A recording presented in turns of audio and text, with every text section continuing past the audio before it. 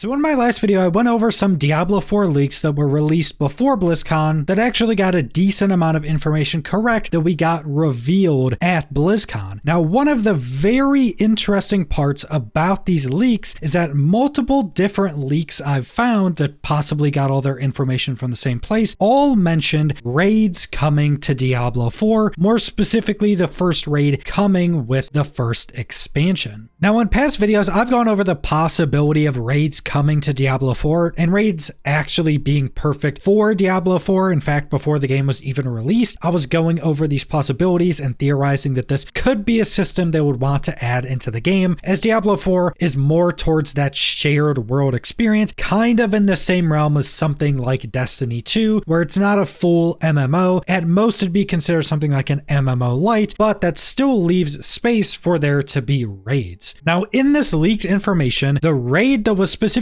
talked about was named Five Hills, which is a raid in the Tomb of Akarat. It's based around Karza, and it has 5 different wings to go through. Now, there was a little bit of additional information in this leaked post that was detailing different information about the expansion. Now, the part that leads into the raid starts with the campaign will lead players through the Durance of Hate to the gates of the Necropolis into the Ethereal Spear Realm, and finally to the 5 Hills, the Tomb of Akarat. Each step of this journey will reveal more about Nahantu's history and its connection to the Spiritborn. The pinnacle of Nahantu's challenges is a new raid centered around Karza with 5 wings to conquer. This raid will push even the most seasoned adventurers to their limits. And like I mentioned in the last video, this post that's detailing these potential leaks got some information pretty correct. In fact, the name that they thought the expansion would go with was Nahantu. Now, Nahantu is where we're going in the first expansion, but that is what the locals of this area know this area to be. They know it as Nahantu, but us players or players of previous Diablo games would know this region as Karas. So at least some of this information is legitimately correct. So I think this adds more validity to the possibility of a raid coming with this expansion. Now, if there is a raid planned and being built for the first expansion, it actually opens up a lot of questions. Will this raid be able to be soloed? Will it require a group of players? Will they add in additional grouping to allow you to do raids? So for instance, with Destiny 2, you have 3-player party sizes, but then when you go into a raid, you have a 6-player party size, so it's basically just 2 groups put together to go do a raid. There could be something similar in Diablo 4. We already know you can have more than 4 people. The world boss fights, you can have 12 people there, and it generally works pretty fine. So for raids, they could potentially allow you to just put 2 groups together and go in and do like an 8-player raid, or they could potentially just keep it at 4 players, or they could also allow you to solo it. There's a lot of ways they could go about this. Now, when it comes to the actual raid, and with these leaks talking about the raid being a 5-wing raid, I think the best place to look to kind of get an idea of how this could potentially work would be World of Warcraft, another Blizzard game that has probably the best raiding in gaming as a whole, and a lot of WoW raids, especially a lot of older WoW raids, were built on a wing system. Say probably the most famous version is Naxxramas, where you start in the center and then there's 5 different basically lanes, all taking you into a different wing. Now, one of the really good things about making a raid with these different wings is that every wing can be significantly different to each other and can give you completely different environments, can give you completely different mechanics, completely different enemies, and completely different themed bosses. It's kind of an easy way to actually allow you to differentiate between the different areas while also giving you a lot of player agency to choosing what boss or what wing you want to progress into next. And I do think there's a lot of elements from World of Warcraft that can work really well if they were to add raids to Diablo 4. Like for instance, the progression of going through World of Warcraft raids is actually one of the best parts about the game and the best parts about a lot of other MMOs. You go through these raids, you probably have some trash packs maybe, specifically when you're talking about WoW. You get up to the boss. Usually bosses get harder as you get through the raid. So usually the first couple bosses are pretty easy, more simple. So it's usually to get into the raid, get some of that early loot. And then usually once you get to some of the mid bosses, there's usually a pretty big difficulty jump, but they're usually still a bit easier. And then once you get to some of the more end bosses, there's usually a very significant jump in difficulty, usually ending with the last boss being a pretty significant character character in the story and usually being much more difficult than all of the previous bosses. Now what this does is it gives you pretty satisfying progression because it allows you for those first couple bosses to get loot from them, to be able to gear up and then get into the more difficult bosses, and then maybe you have enough gear to do the next boss, but you have to give it maybe a dozen tries before you defeat it. Then you get to the next boss, you got some loot from the last boss, and maybe next boss takes even more tries, and depending on how good your group is, maybe you need even more loot to be able to do the next boss. With gearing in a Diablo game, this is obviously going to be significantly different, but that kind of progression where you need to actually learn the mechanics and try them out a bunch of times while also having the bosses previous giving you decent loot to attempt that new boss is a really good way to do progression. And if this first Diablo 4 expansion is actually adding raid, I think one of the most important parts is what system it's going to be tied to, because we know there's obviously going to be a bunch of new systems with the new expansion, but we don't know what any of those are going to be. And it really wouldn't make sense that they add this massive raid with probably close to like a dozen bosses or something that just drop random loot or aren't tied to anything else. It really wouldn't make much sense unless all of these bosses were similar to the new endgame bosses where they all drop specific uniques that are already in the game, and that's how you go target farm. But even if that's the case, I think the raid would still probably be tied to something else. Now, if I would have to guess, I would say the first expansion is a really good spot to add in set items. Basically the same way set items work in Diablo 3, let's say. If they tied this to this raid, that could be a pretty significant reason to actually want to go do the raids and have these raids have a very important place in the overall progression of Diablo. Now, this wouldn't also mean that you would have to go there to get the sets. Maybe this would just be a way to target farm sets, like kind of how they do uniques right now. If you want uniques, you can just play the game and you can get the uniques from anywhere. But if you want a specific unique, you're going to want to go farm the resources to go face Dariel or go face Grigor. You want to face those specific bosses to have a really good chance of getting that unique you're looking for. They could do the same thing in the raids. They could add in new set items, full new sets to go chase. Maybe these sets enable new builds and you're able to get these sets just anywhere out in the world that can give you normal loot. But if you go do the raid, you target farm sets from these bosses. I think this could legitimately be a really good way for sets to be implemented into the game with the expansion while also following the strategy the Diablo 4 team has been going with. Because like I mentioned, they added the new endgame bosses, you target farm those for uniques, the raid comes out, you target farm that for sets. And not only that, but I think raids is a really good way to add in much more difficult challenge into the game in a more interesting way. I think the new endgame bosses that got added in season 2 are all pretty interesting boss fights, just they're not scaled up to level 100 except Duriel. So all the bosses before Duriel are very easy once you hit level 100, and Duriel also isn't scaled super difficult, so he's also somewhat easy when you get really good endgame builds as well. But if they do a big raid like this, they can make those starting bosses of each wing a bit easy. These will allow you to get some set items. Then as you go further in each wing, they get more and more difficult, ending with uber bosses at the end of every wing. So you get like 5 new uber bosses and then a bunch of other endgame bosses that are easier. Then you get to these very difficult uber bosses. And that's a really good way to add more challenge into the game while also adding something that Diablo 4 is still very much lacking in, and that's just boss farming. Even though we now have these other endgame bosses, you have to farm resources to do those. But if they added this new raid and these bosses are really difficult, they can just allow you to go in there and farm them as much as you want, but they're just very difficult bosses. And I think being able to boss farm specifically and having builds specifically for boss farming is something that's very important in ARPGs and is something that Diablo 4 still does not have. We got closer and we took some steps towards that direction with the new endgame bosses, but there's still a long way to go, and a raid very much helps to solve that issue. So if these leaks end up to be true and we get a new raid with the first expansion, I for one will be incredibly excited. This is something I theorized long before Diablo 4 was even released.